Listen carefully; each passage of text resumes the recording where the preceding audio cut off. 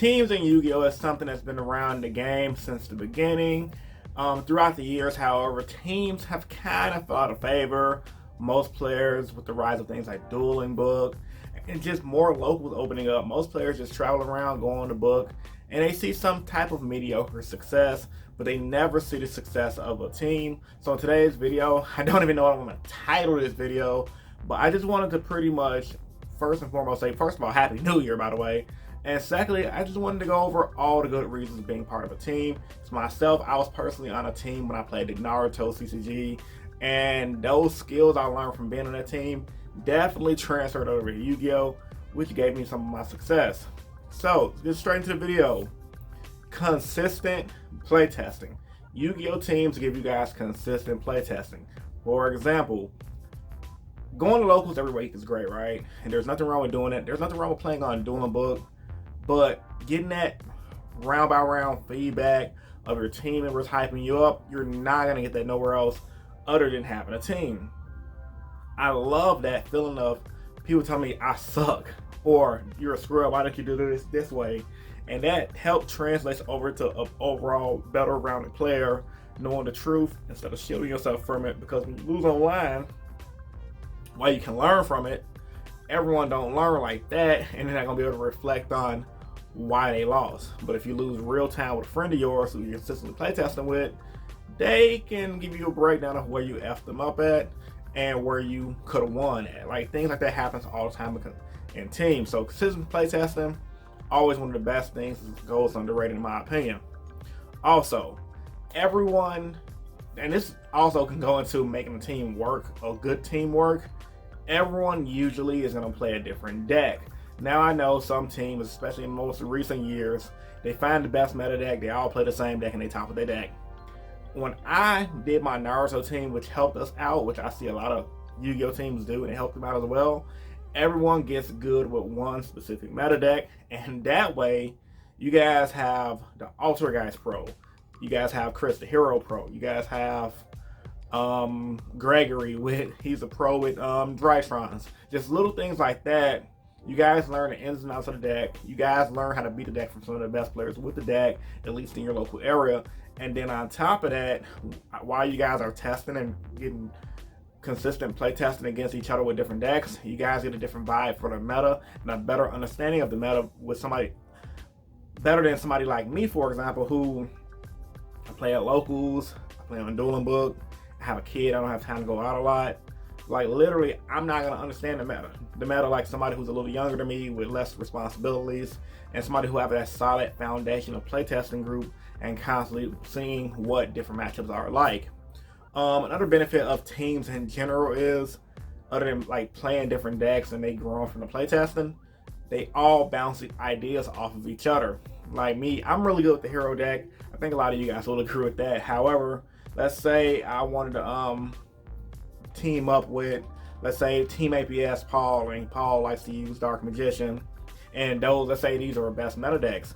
He can bounce ideas on how to beat Dark Magicians to me, and I can bounce ideas on how to beat heroes to him, and somehow we may even come up with a strategy to just make new variants of our decks, and things like that happen all the time. There's a reason why people like Billy Break, Jeff Jones, Patrick Hoban, some of the best players in the game, while I do believe a lot of best players in the game cheat, because I've been around those circles, I will definitely say another reason why they're good, because cheating doesn't mean you're bad.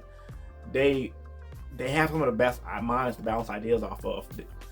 There's only so far you can get with yourself, that just by having a solid team can help you get, and bouncing ideas definitely helps as well.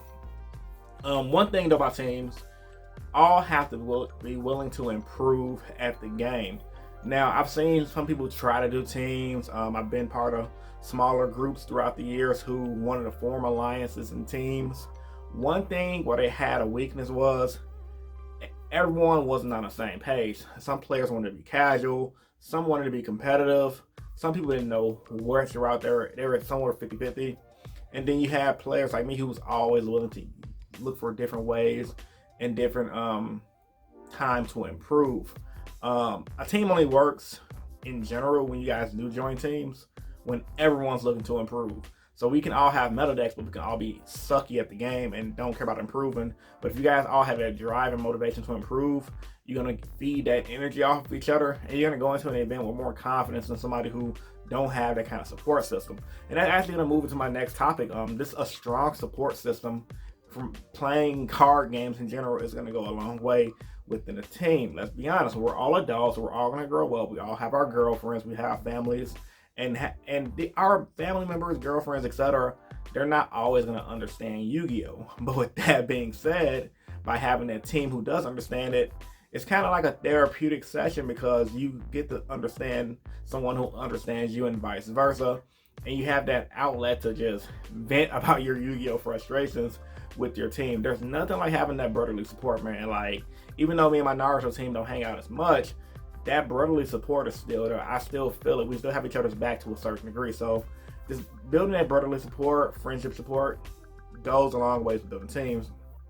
The last thing we'll talk about benefiting of having a team, how to improve your guys' skill, is cheap traveling. Like, literally, being on teams is going to save you guys so much money when traveling. Heck, sometimes you guys might have to have them long nights where you get the little cheap $80 hotel and you got like 8 dudes in a room, 3 on the floor, the drivers are in the bed, 1 in the bathroom. Like, man, those are good times.